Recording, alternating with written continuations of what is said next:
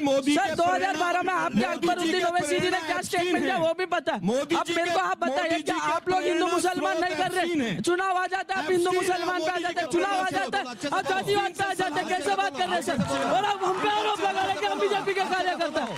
ये गलत बात है सर। हम यहाँ पे एज ए स्टूडेंट और एज ए वोटर आए और हमारा हक बनता है सवाल पूछना और आपका हक बनता है जवाब देना। आप हम पे ये आरोप मत लगाइए कि आप किसी पार्टी को सपोर्ट कर रहे हैं। कैसी है सर, और वो सिद्ध हो गया। आप बार बार एप्स्टीन फाइल बोल रहे हो।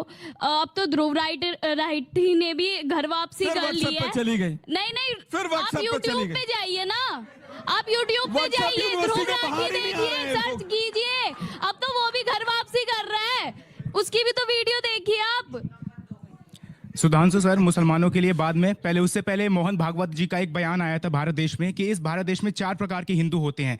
पहले हिंदू जो कहते हैं गर्व से कहो हम हिंदू हैं। दूसरे, हम हिंदू है इसमें गर्व की क्या बात है। तीसरे, अरे हम हिंदू है धीरे से बोलो। और चौथे, जो अपने हिंदुओं की पहचान भूल चुके हैं। तो मोहन भागवत जी अपने इस बयान से क्या संदेश देना चाहते हैं? अगर वो संदेश एक होने का है तो वो एकता कब आएगी सर? आप बहुत अच्छा सवाल किया है। अभी रुक जाइए सर, रुक जाइए, 2-3 सवाल और लेने दीजिए। देख क्या इधर से कोई है? आई कांग्रेस के लोग कहते हैं कि हम हिंदू मुसलमान नहीं करते, तो जो उत्तराखंड में मुस्लिम यूनिवर्सिटी बनाने के लिए आपने कहा है कि हम जीतेंगे तो उत्तराखंड में मुस्लिम यूनिवर्सिटी बनाएंगे, उस पर आप क्या कहना चाहेंगे? अलीगढ़ मुस्लिम यूनिवर्सिटी, एक मिनट अंजना जी, मैं यहीं दे दूं। उनको भी रोका ना, मैं फिर कह रहा हूं अलीगढ़ मुस्लिम यूनिवर्सिटी। सर आपने अभी बैठे खड़े यहाँ पर ये कह दिया कि ये सभी के सभी बीजेपी के प्रवक्ता हैं। सर शर्म आती है कि आप लोग राजनीति वैसे तो करते होंगे, लेकिन देखकर हमें अब शर्म आ रही है कि आप इन स्टूडेंट्स को भी ये कहना चाह रहे हैं कि ये बीजेपी के प्रवक्ता है। क्या राजनीति है सर? ऐसी राजनीति में सर थोड़ी सी शर्म करिए।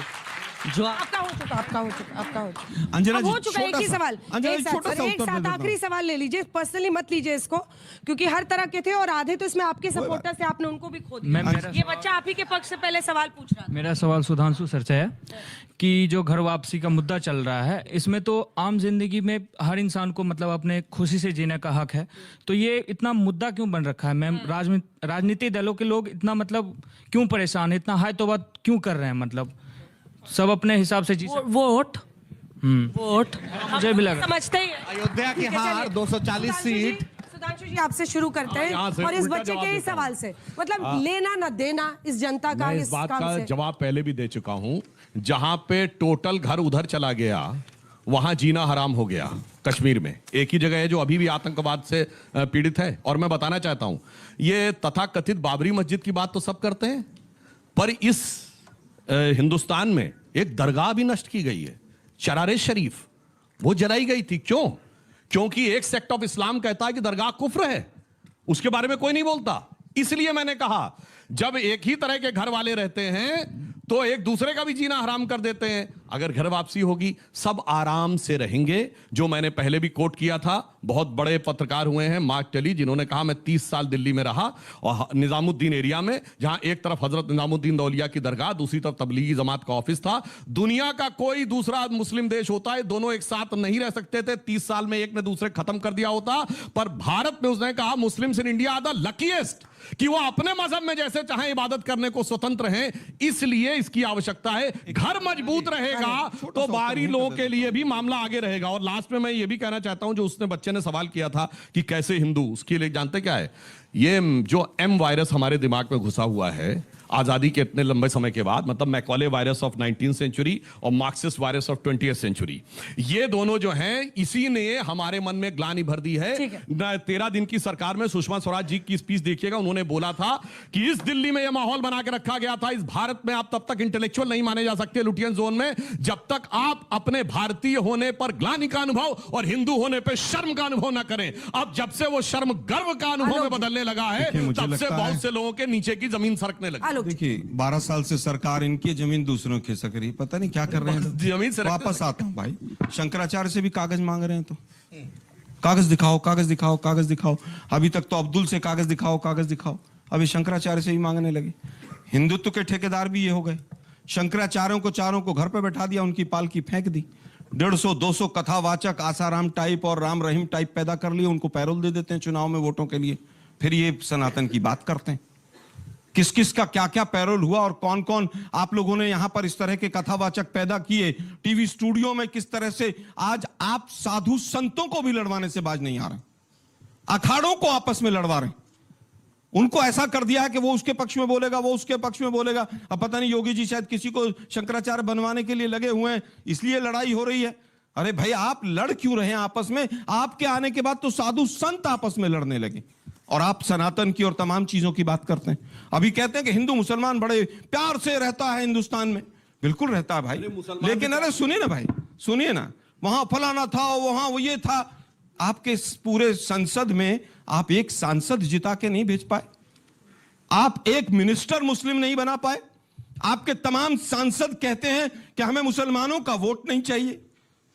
आपके मुख्यमंत्री मुसलमानों के फोटो पर टारगेट करके गोलियां चलाते हैं। ठीक है, और इस आप पर एक एकता की डायरेक्ट बात जवाब करते हैं। दीजिए, डायरेक्ट सुप्रीम जवाब। कोर्ट लताड़ एक मारता है मुस्लिम आपको। उम्मीदवार नहीं मिलता है आपको, आपकी पार्टी को डायरेक्ट जवाब अंजना जी। 542 आसाम में से शुरू कीजिए ना। एक मिनट, डायरेक्ट जवाब है। सुप्रीम कोर्ट ने क्या कहा है हेमंत बिस्वा के लिए? बोले बोले बोले। हाँ। इंडी गठबंधन ने 540 में 120 मुसलमान दिए थे, बोलो हाँ या ना? यूपी के अरे दिए, टिकट ही नहीं दिए, खुद दिए, देते नहीं और हमसे पूछते हैं। महाराष्ट्र जो यूपी के बाद सबसे बड़ा है, 48 में एक मुस्लिम नहीं दिया 2024 मैं आपसे नॉट इवन ए सिंगल। हमने भाषण दे रहे हैं, मंत्री किसे कहते हैं खुद मियां हमने सब फजीहत। कुछ बनाया। सर, आपने हमने राष्ट्रपति बनाए, हमने उपराष्ट्रपति बनाए। आप ये बताइए आपने एक मंत्री क्यों नहीं बनाया? हमारे 3 मंत्री रह चुके हैं। वो नकवी जी कहां गायब कर दिए? उनका कार्यकाल, मगर मगर सुनिए, हमने अब फिर अपने टर्न एप्स्टीन फाइल बहुत बोल रहे हैं आप हैं। एप्स्टीन फाइल में सुनिए, एप्स्टीन फाइल में मोदी जी का नाम कितनी बार है? 8 बार। राहुल गांधी का 6 बार, सोनिया गांधी का 4 बार, महात्मा गांधी का 25 बार, पोप का 1 बार। बोलो भाई किस किस पे बात करनी है? पोप जॉन पॉल II का भी नाम है। कहीं पर यह नहीं लिखा कि एप्स्टीन से कोई सलाह लेने गया था। मोदी जी केवल लेकर, और उसमें लिखा है कि इजराइल में नाचने गए थे। क्या सच है? किसने लिखा है और क्या क्या लिखा है? किस किस के बारे में? भाई आप कितनी बार के बारे में? अच्छा बताइए, एक मिनट। हरदीप पुरी ने कहा मैं 3-4 बार मिला हूं, बस। एक मिनट मेरे से खुलासा हुआ जन्म से पहले 1 मिनट 22 बार मिला आदमी। पूरा कर लीजिए। एप्स्टीन के जन्म से पहले ही महात्मा गांधी की डेथ हो चुकी थी, तो जिसका नाम उसमें आ रहा हो, पता नहीं क्यों एक यौन विकृत मानसिकता के सजाए याफ्ता अपराधी का नाम ले लेकर अपने गुनाहों को छिपाने का इससे दुर्भाग्यपूर्ण तरीका आपको नहीं दिखाई पड़ेगा? प्रेस जो कॉन्फ्रेंस कांग्रेस इनके मंत्री करते हैं एप्स्टीन चलिए, ठीक है, आदिल पे, और साहब। नाम हम ले रहे हैं। आदिल साहब, उस प्रेस बच्चे ने कॉन्फ्रेंस आपसे- किसने की थी? इनके मंत्री ने की थी। सफाई किसने दी थी? इनके मंत्री ने दी थी। एक मिनट, जब हरदीप पुरी जी थे, प्रधानमंत्री भी एक दिन सफाई हरदीप देंगे, पुरी ध्यान पर जो रखिएगा। सवाल है उसका जवाब सुनिए, जब हरदीप पुरी जी ने जिस समय का उल्लेख किया उस समय वो क्या थे? कुछ भी नहीं थे। के परमानेंट मैं फिर कह रहा हूं, बिना कुछ हुए वो किस तरह से भारत सरकार उस समय के बिहार इनकी सरकार के कर रहे राजदूत थे। थे। हरदीप पुरी कौन थे उस समय पर? 14 से 17 तक। क्या हो गया भैया आलोक जी आपको? बारी से। मेक इन इंडिया तमाम चीजों के लिए हरदीप पुरी को असाइन किसने किया? मोदी जी ने असाइन किया उनको। जा रहे हैं। मैं सिर्फ ये कह रहा हूं, हरदीप पुरी जी का जिस समय का उल्लेख है उस समय वो यूपीए सरकार में, संयुक्त राष्ट्र में भारत सरकार के स्थायी प्रतिनिधि यूपीए थे। सरकार नहीं रही, क्या बोल रहे हो यार आप? आदिल साहब, आदिल साहब। 14 के बाद यूपीए सरकार कब रही है? वो अरे मैं उस जमाने की नहीं बात कर रहा हूं भाई। ठीक है, आदिल साहब। एप्स्टीन को 2008 में अकबरुद्दीन सजाया हो गई। ओवैसी पर उस बच्चे ने एक प्रश्न पूछा था। जी, अकबर ओवैसी साहब पर जो प्रश्न पूछा था, कोर्ट से एक्विटल हो गया है, पता कर ले बराए मेहरबानी।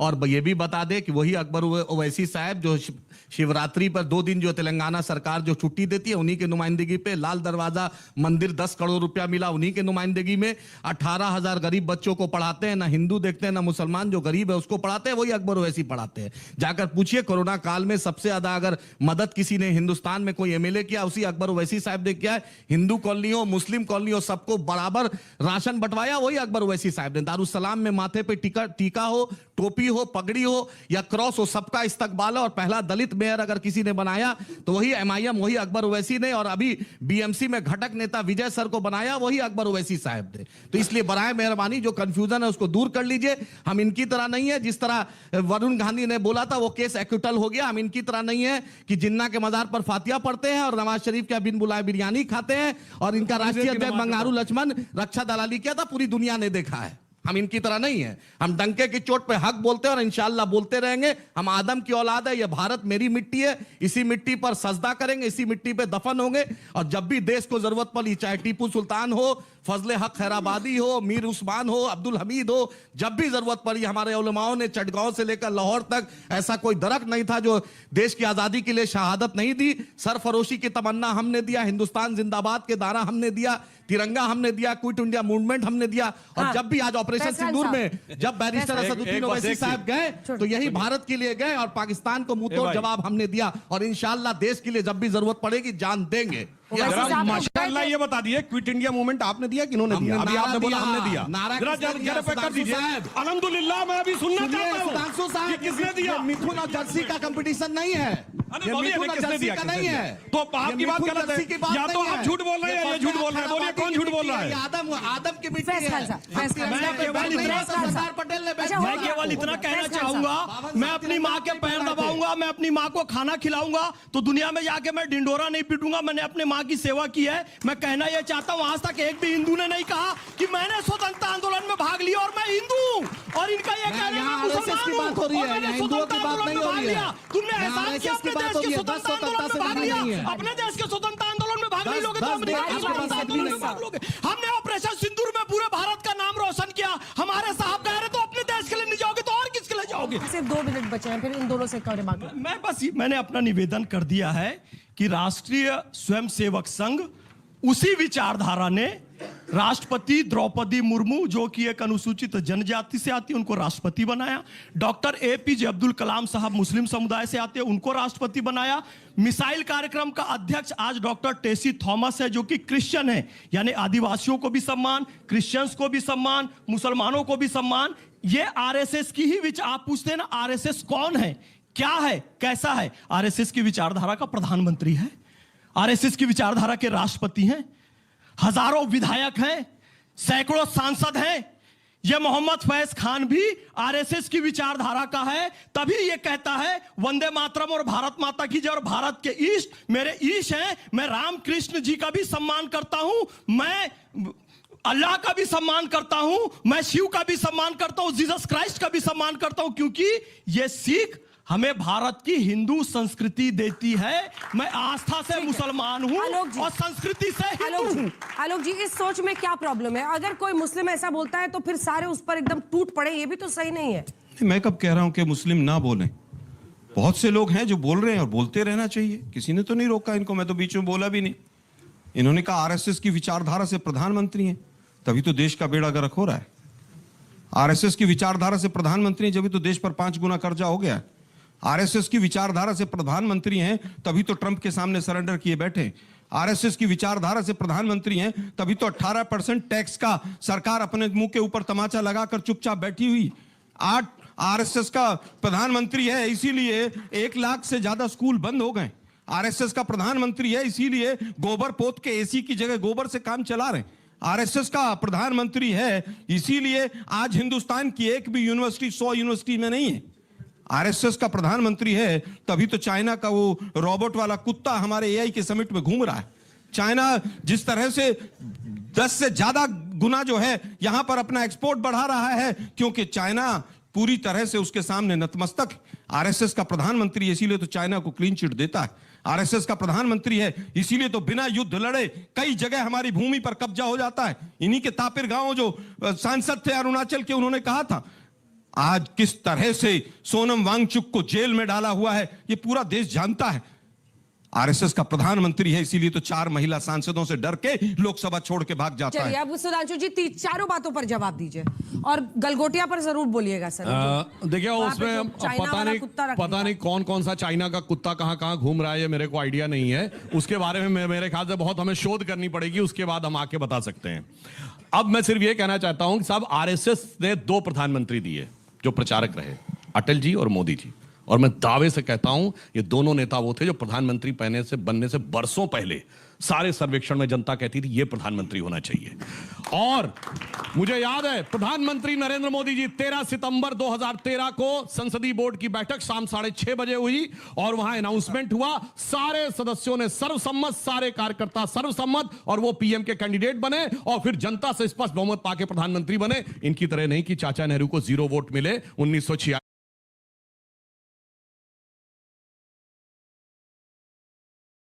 में अप्रैल में सीडब्ल्यूसी की मीटिंग में वो बने गांधी जी की कृपा से।